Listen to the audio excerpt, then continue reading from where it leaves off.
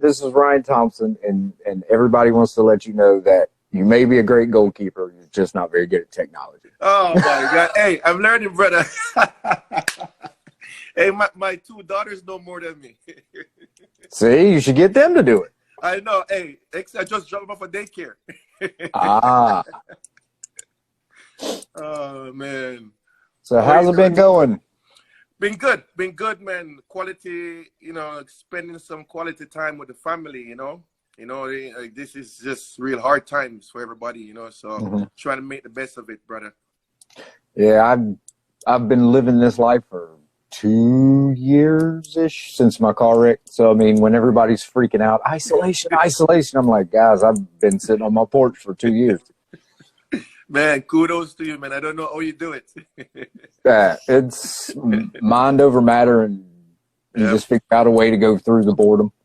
Yep, that's Let's true. see. We got a question. Can he see these messages? Yes, he can see these messages. Yes, I can.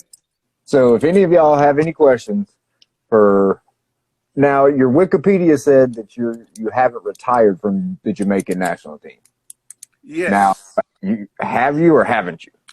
So I did, a few years ago, 2 years ago to be exact, 2017, I sent a message to the general manager and the federation saying, that I'm grateful for all the opportunities that they've given me. It was just around a time where I told myself that I was going to focus on family and focus on building my goalkeeping academy and walk away from soccer for good. But again, you say one thing and then they pull you back in. Then they pull you back in. So now I'm back in the mix again. So, you're actually a player/trainer with the Austin Bold? Yes. Okay. The initial thing was to be the assistant coach and goalkeeper coach, but life happens, man, and the coach mentioned to me, hey, you still have the ability to play, so just stay prepared, and I've been, staying prepared every day in training session, trying to do many things. Now, who's the Austin Bold manager now? Marcelo Serrano, the Brazilian. Okay. Great guy. Well, eventually, if they actually get to play, then I mean, let's see we got a question from Brian Ply. Who was your favorite Jamaican team manager? I would have to go back to when I was in the youth system, when we used to make many trips to Germany. Carl Brown. His name is Carl Brown. Okay. He was a coach that gave me my first opportunity, and he has been he recognized many talents, and he gave those opportunities to young players. And I'm grateful for him. So he got to be my favorite. And then Winnie Schaefer. Oh yes, yes. Winnie Schaefer. He was quite animated on the sidelines. Yeah. Hey, you know what? He meant well. He meant well. He was a passionate guy. As you know, he's German. He was another one that brought me back in the fold of the national team. So, those coaches, for me, again, it's all about to give you opportunity. And those two really gave me the opportunity to go and express myself. So I'm grateful for them. Now we got another one. It's always this question. They always have this question. Who is I guess your version of the best player or your opinion best player in the world? You know what? Just to because everybody's going to say Lionel Messi, Cristiano Ronaldo. I'm a Messi fan. I'm just going to express that. But you know what? If you ask me about the best player in the world, the two best players right now, one is going to retire, Gigi Buffon, and Manuel Neuer. Those are my best players. Here we go. Got to go with the goalkeepers. Hey, that works. You picked two of the best. Here we go. Now, a lot of people have probably seen, especially since I shared some of the videos of you versus Alexis Sanchez against Chile in the friendly. and you just owned Alexis Sanchez's best shots that he had. Who's the best player in your mind that you've played against that actually you've been on the field same time, that type of thing?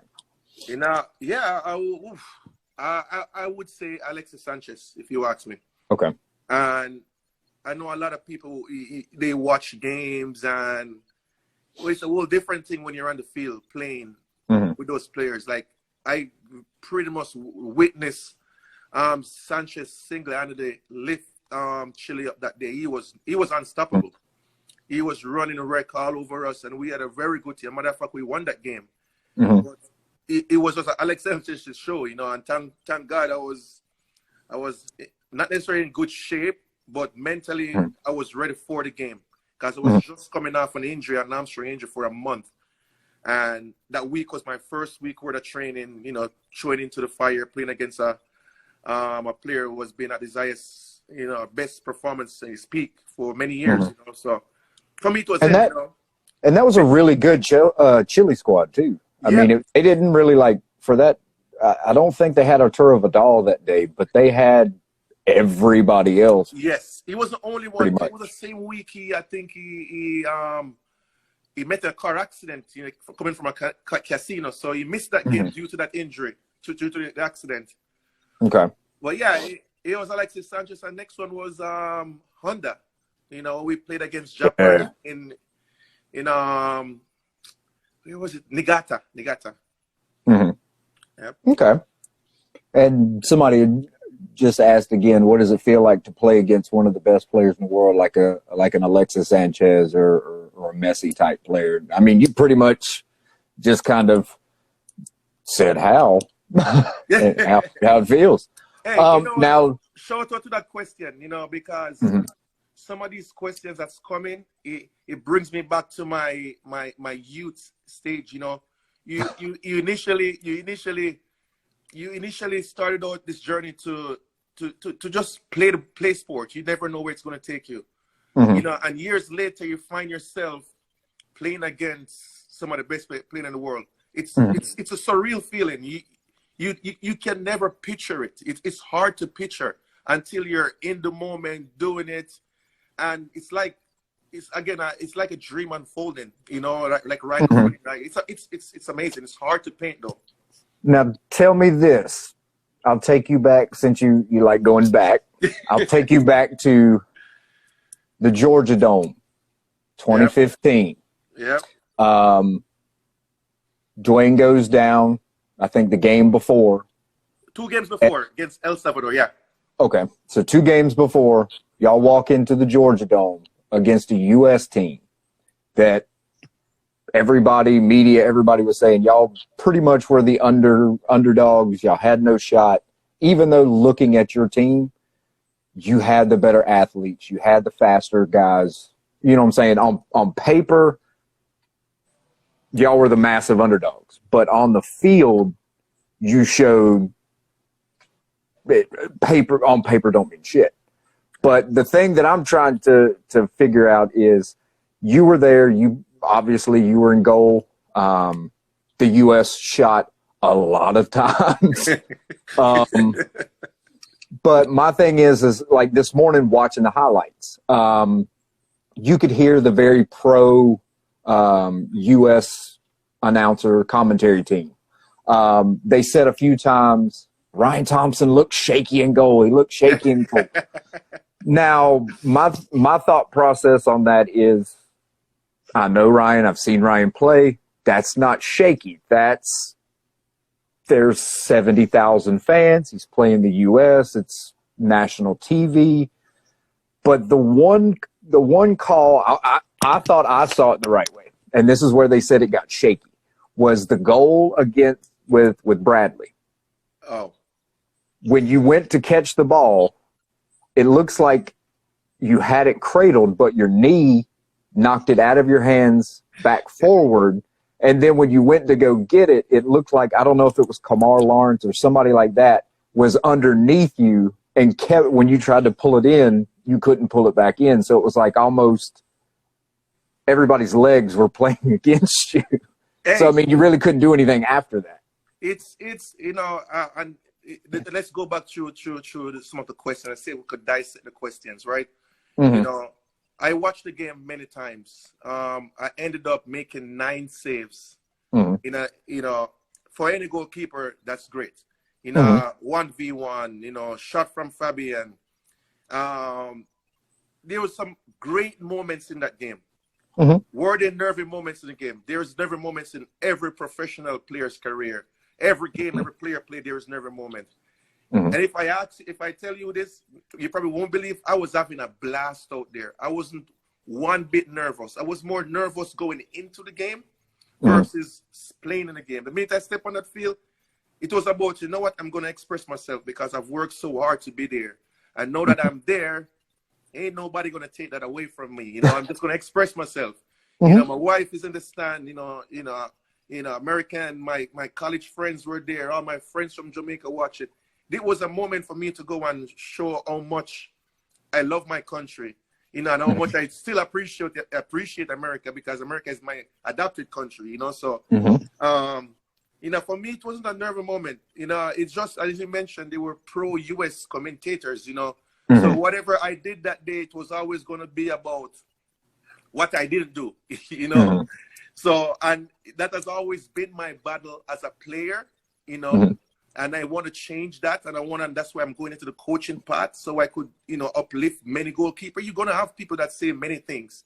Ultimately, it's about you and your belief and, how much you love and how much you care about the development of people and making them better. Because if mentally you got to hear, they can't take nothing away from you. Watch the game again. Exactly. I encourage everybody to watch the game again. And that game genuinely, showed me it doesn't matter what I do, you're going to still have people who say me. No.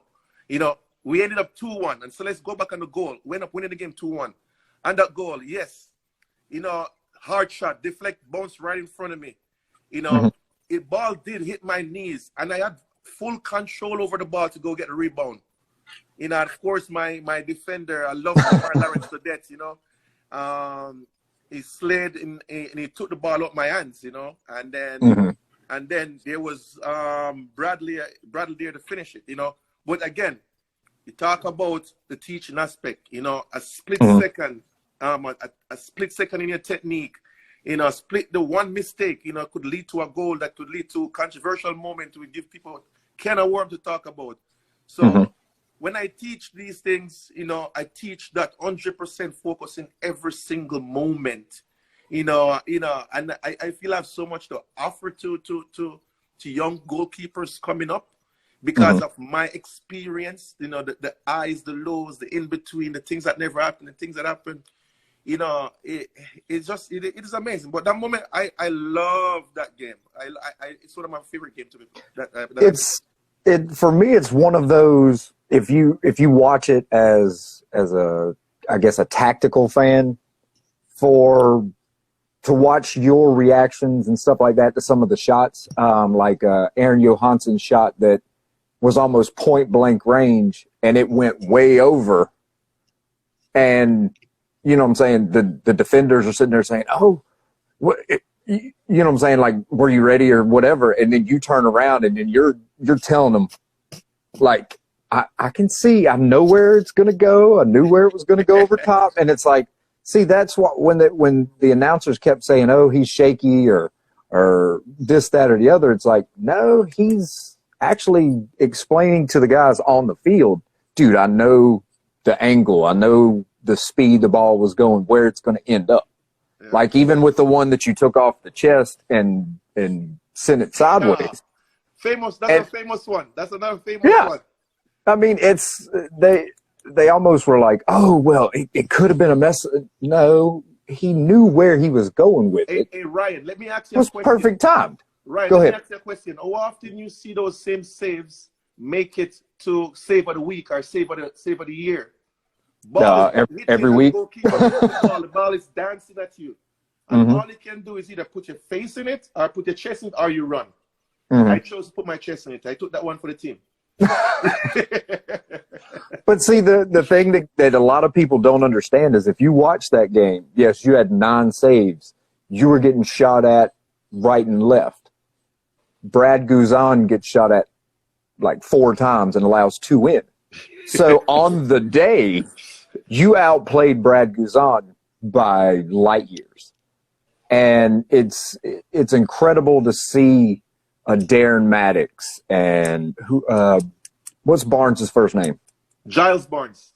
Giles Barnes. I mean, Giles Barnes' free kick was perfectly. I mean, that's a rarity that you could make that ball swing like it did.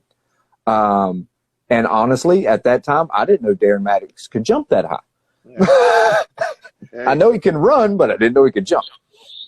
But now we go from that high to the Copa America tournament that they had in the U.S. I'd seen a lot of Jamaican players on social media that may have either been on the squad or not on the squad, saying that there just wasn't that passion to wear the jersey, to represent the nation. And I think Darren was one of them. Yeah. That was basically saying, we're bringing in guys that aren't necessarily Jamaican. You see what I'm saying? True. Like, I mean, yes, Morgan is technically Jamaican, but the thing is bringing him in when he doesn't play all the time. Does something like that hinder a team if you go through qualifications without a guy, then all of a sudden they're bringing in the big names to do something? It's so easy, it's so easy to blame people when things go wrong. Mm-hmm. And I will never join that party to blame none of my teammates. Those guys, I have so much respect and love for them, and like a lot of people don't know what we have to endure in the Jamaican Federation. We go above and beyond, and a lot of the English players that came, they gave their heart and soul for us. They helped us in many ways.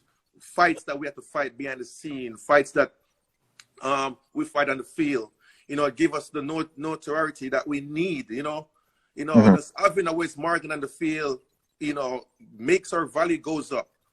Sometimes we will never get those respect from anybody. As you can see, I'm in the goal, and probably it doesn't matter what I do in the day, I probably won't get the respect that a Brad Guzan is going to get. And that's okay. I know what it is that I do and how my journey brought me to where I'm at, and that's a beautiful thing. That in itself is a success story. So all of my teammates, I think they gave everything that they could for the cause, and I love and I appreciate every single one of them. So when I see them, it's not about English Jamaican or American Jamaican or Jamaican. We're all Jamaican, and on that day, and they showed it in many games that we play. Are we going to get the result that we want and desire every day? It's not going to happen, We're going to have good tournaments. We're going to have bad tournaments. So I think it's a level of ignorance when players go out after a tournament and throw their teammates under the bus. I think it's ignorance, and I think it's just not right. It's not a good thing to do. It's not nice, I mean, do you think is it more because maybe those players didn't get selected in the first place and they're it's a combination to say something, or I can tell you it's a combination of a lot of things. In Jamaica there's a lot of talent there, and a lot of the English players will be the first to tell you this. Man, on God's earth, you guys ain't earning X amount of dollars. You guys are good enough. You guys are great. And a lot of Jamaican in return, they look and like, oh, I'm actually good. I'm actually better. But I'm not making a dollar. So they feel less. Mentally, they feel less, So what I loved about most of the players that came from England to represent us, Joby McInnough, AJ Mariappa, Wes Morgan, Hector, Humphrey, we could go on and on. Those players loved us like they were on, and they would be the first one to tell you, like, man, you guys don't deserve to be playing in Jamaica. You guys need to be out of Jamaica. You guys, you're not getting the respect that you deserve. You guys need to be some of the highest paid players in the MLS, or you should be in Europe playing. They tell us that every single day.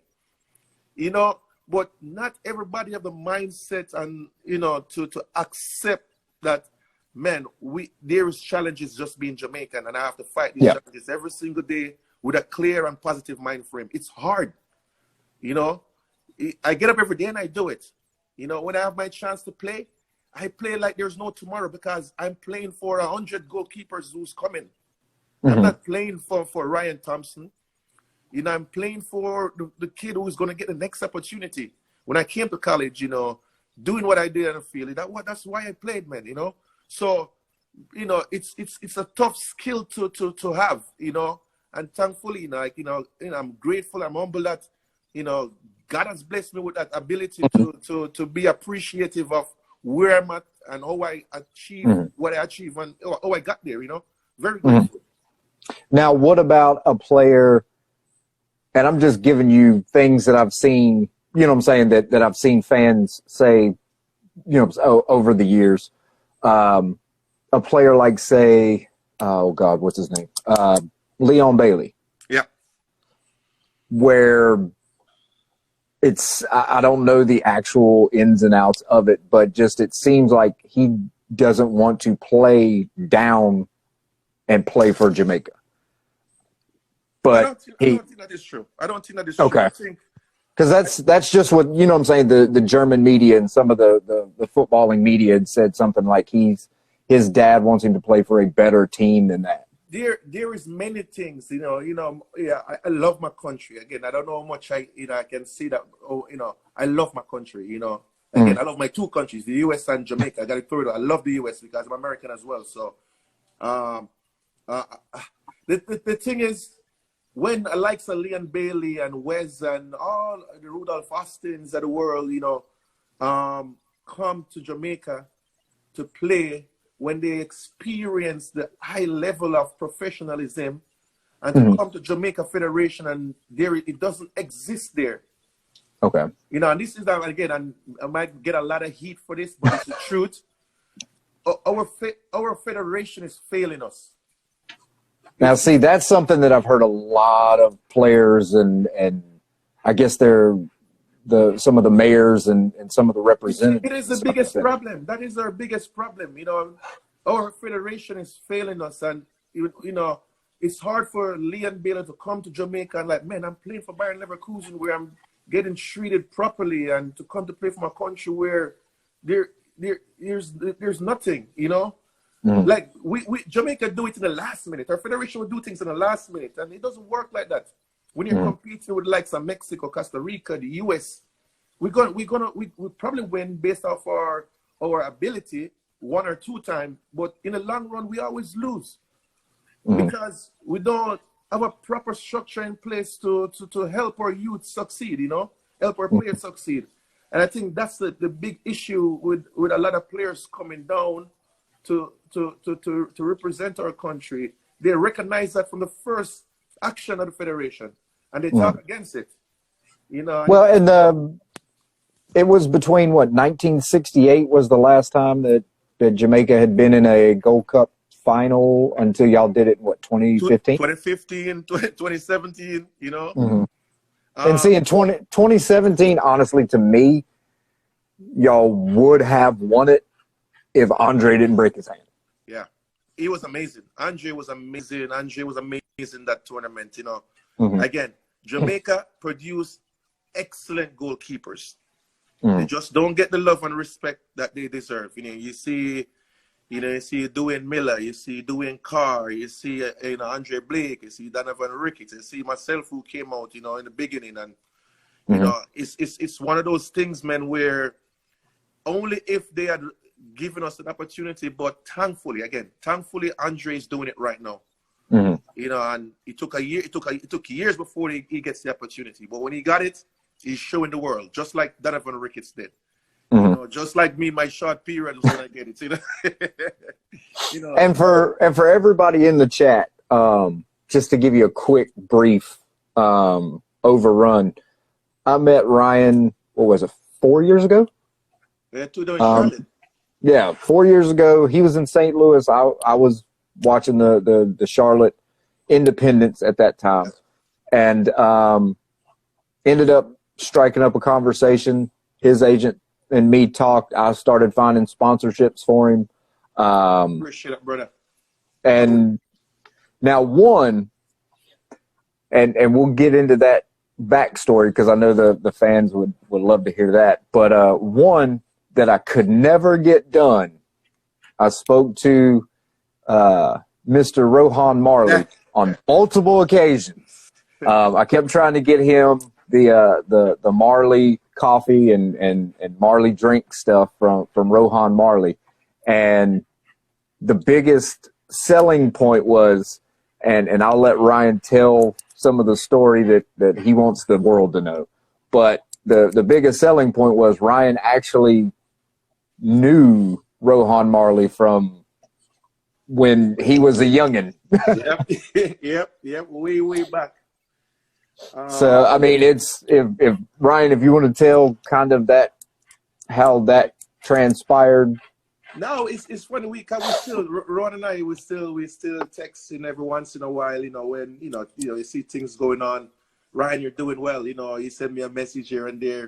But we go way back when I was in high school. Arden to be exact. His nephews and cousins went to Arden High School as well in Jamaica. And he, at the time, he loved soccer and he wanted to play for a team. So he played for my local team, Harborview. So he would come to either pick me up at school or I'll meet him at the museum, at his dad museum.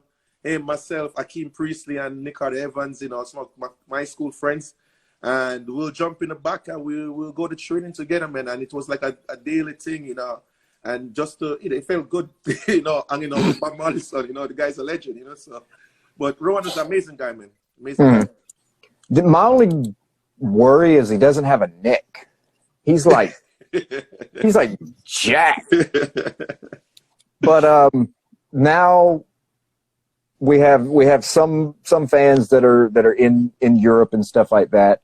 Now, when you played for Rovers in Ireland, yep, and you won the league title there, yep.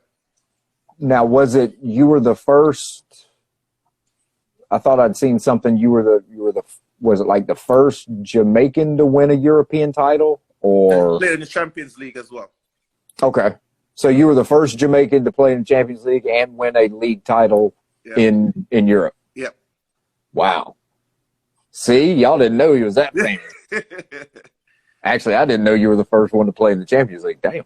Yeah. Nah, again, you could. I know the journey. I know the journey that I've been on. And sometimes it's good to reflect. It's something I'm learning in my A license right now. You got to reflect. You got to reflect on the processes. What went well, what did went well, why it went well.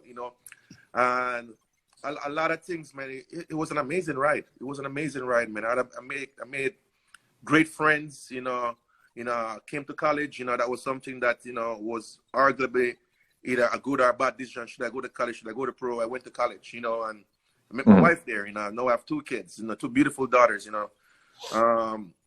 So there I made many friends. And people who are helping me along the way.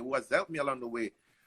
So it's not just about soccer, man. Life is, and I think that was a beautiful part about my journey. It wasn't just about soccer. It was so much about people and meeting people and interacting with people and loving people, letting people feel your love and joy every day. And that was the thing that stood out to me more than anything when I reflected. I can always go back to any environment that I've been, and because I've planted the seed I love there, I just saw an article came out from Ireland, and it expressed my love for the Irish fans and the fans for me and vice versa, and the reception that I got there, people opening their doors and cooking me food, and I'm there just expressing myself and doing the same. Soccer was just a game that brought us together, man. The ball brought us together, but ultimately it was about, we are all suffering, we all, have blood run through our vein, and ultimately we want to be loved, and I feel like I have so much love, that I throw out every day, and, there are people in the world that needs it, and that was my journey. So It was never about, oh, I'm going to play a Champions League. Oh, I'm going to win a college league. I'm going to win European. It was never about that. It was about a life that I'm going to impact and continue to impact. And those things is worthwhile. It's priceless. See, everybody, when you hear Ryan talk like that, now you understand how me and him kind of are like this, because that's a lot of the stuff that I even post. I mean, now granted, I'll say, yeah, I'm a jerk. I'm an arsehole, but I'm never a saint. But the thing is that's what I try to do. Is it doesn't matter. I mean, I still probably would never help a Dortmund fan.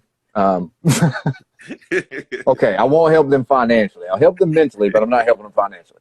But yeah, everybody that I've met and come in contact with, and it's even funnier, like when you get an 1859 fan that'll say a lot of stuff, or Dortmund fan that'll say a lot of stuff on social media, and then when I went to Germany in May, it was as weird as it sounds. I actually ran into two of them, and they were the biggest like mouthpieces to come at me, and I was like, what do you have to say now? And they're like, dude, can I get a picture? I'm like, oh, okay, yeah, this is this is the way it works.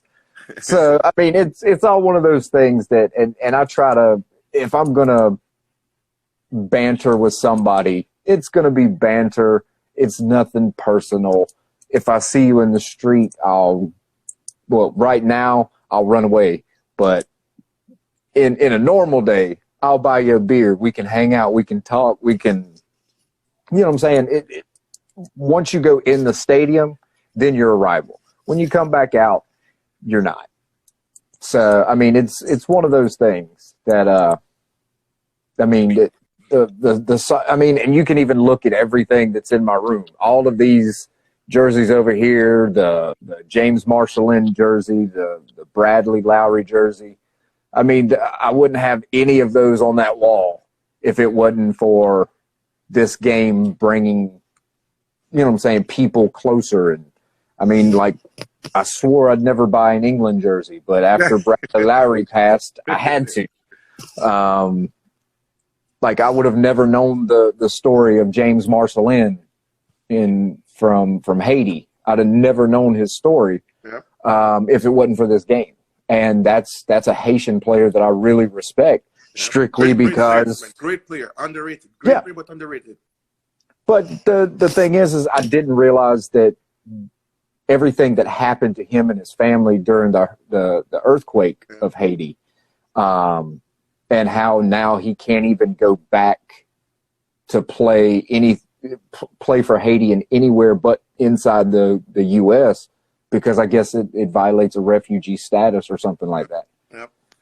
So yeah, I mean, there's a lot of stuff like that that's just it's crazy.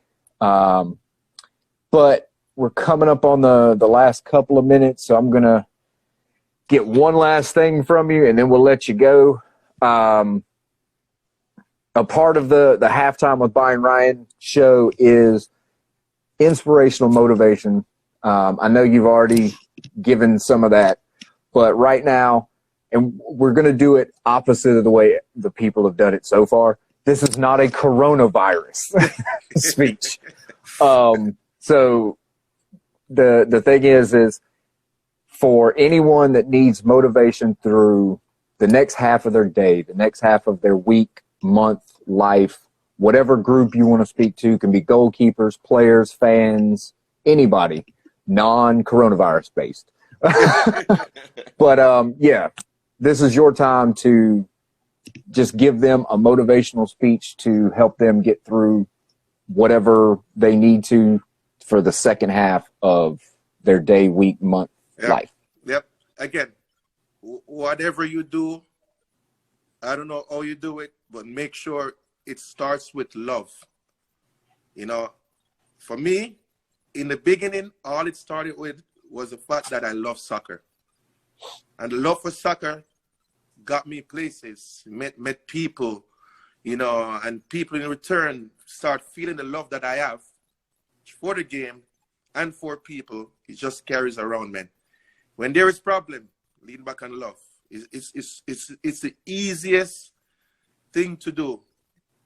Just give love, you know, and love will conquer all. Love will give you everything that you need in this life. You know, in times of sadness, in times of high, in times of lows, just love, man. All right, and whenever you believe in, just chase it, and don't let nobody tell you otherwise.